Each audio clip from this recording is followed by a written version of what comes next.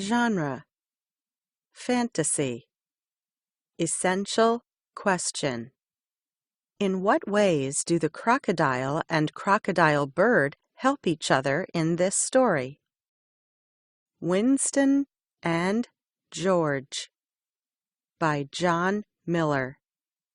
Illustrated by Giuliano Cucco.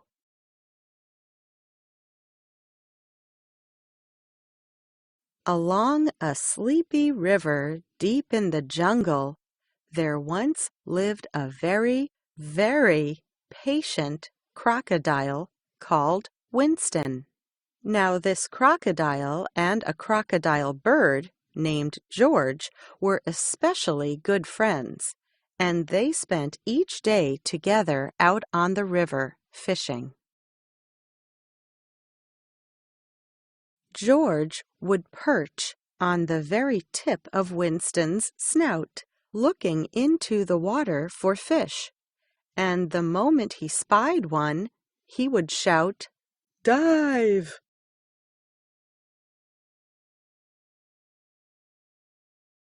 Winston would then plunge deep, while George hovered in the air, waiting for his friend to come to the surface with a nice fish between his jaws. Then they would go ashore, where they enjoyed many a delicious meal together.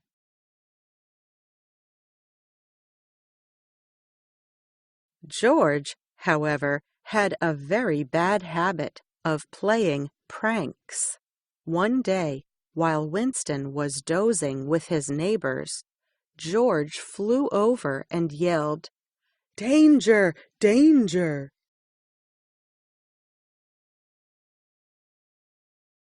The crocodiles immediately plunged into the river, for crocodiles always believe warnings from crocodile birds.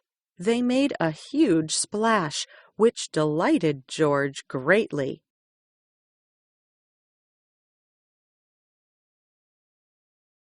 When nothing happened, the crocodiles swam ashore and demanded, "Just what danger did you see?" I thought I saw a danger prowling through the jungle," George stammered.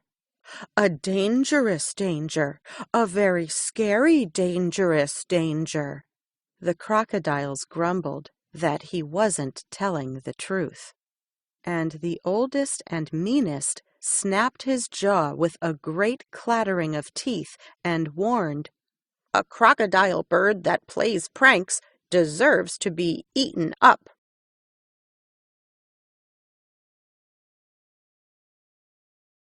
One afternoon, when the jungle was so steamy and hot that Winston had to take his nap in the water, George once again couldn't resist a prank and pushed his friend straight out into the middle of the river.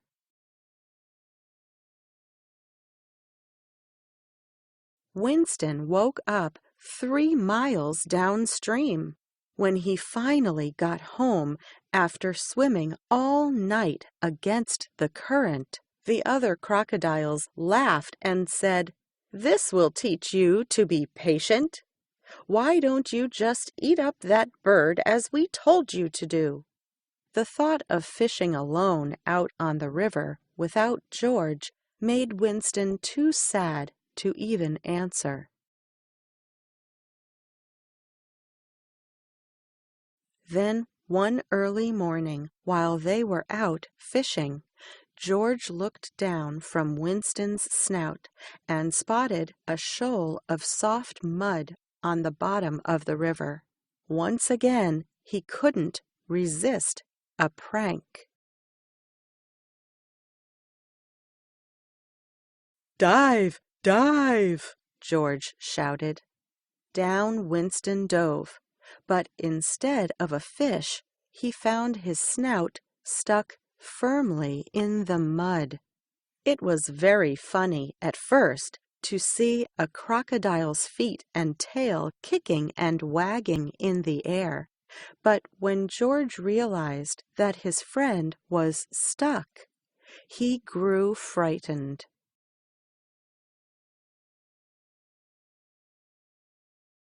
He flew around and around, first to the hippopotamuses and then to the crocodiles, but no one offered to pull his friend from the mud.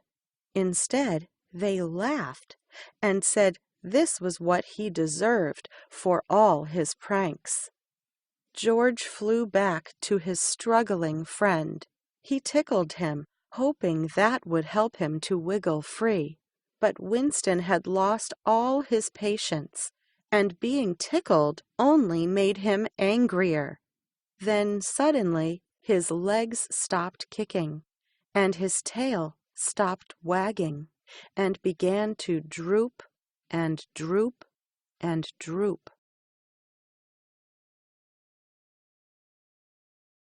Soon the crocodiles and hippos swam over to see what the commotion was all about.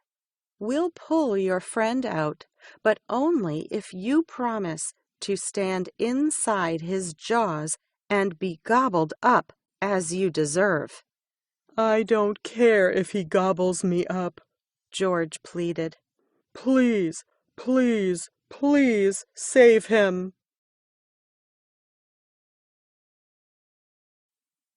"Very well," they said, and the crocodiles and the hippos made a long chain and began to pull. They tugged and tugged until, with one final yank, Winston flew over their heads and landed on a far shore.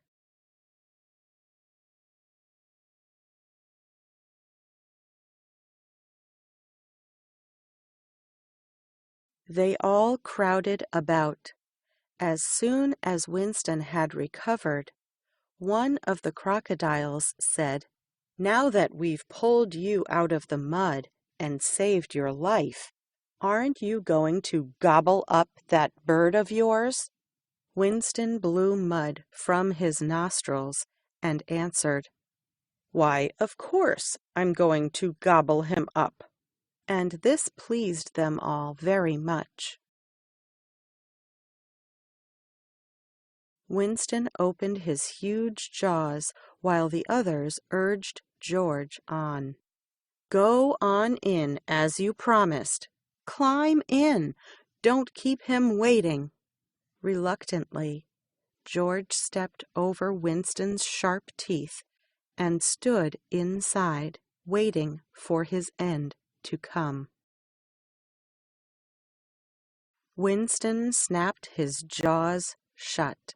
He then made a swallowing sound from deep down in his throat and stomach, followed by a loud burp. Once again, this pleased them all very much. Then, when the last crocodile and the last hippopotamus had waddled back to the river,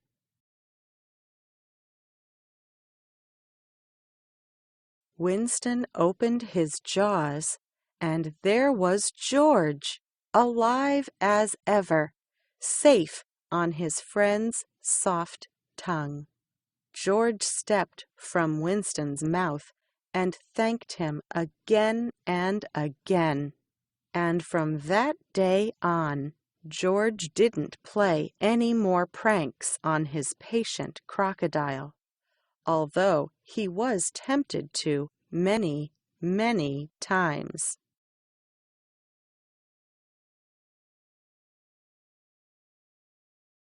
Crocodiles and crocodile birds. Real crocodile birds live in Africa and are about the size of pigeons but have long legs for wading. They are water birds, members of the plover family, and keep company with crocodiles along river banks. They are said to enter the open jaws of crocodiles to pick their teeth, but no scientist has ever reported seeing this. Instead, they have been found to pick leeches and lice from the crocodile's leathery, scaly skin. Crocodiles also like crocodile birds because they are constantly alert and cry out as soon as they see danger. Many birds, even in our backyards, flutter about and warn other animals of danger. But between this small, smart bird and the giant, fierce crocodile, there is a special friendship. Real crocodiles are neither good nor bad.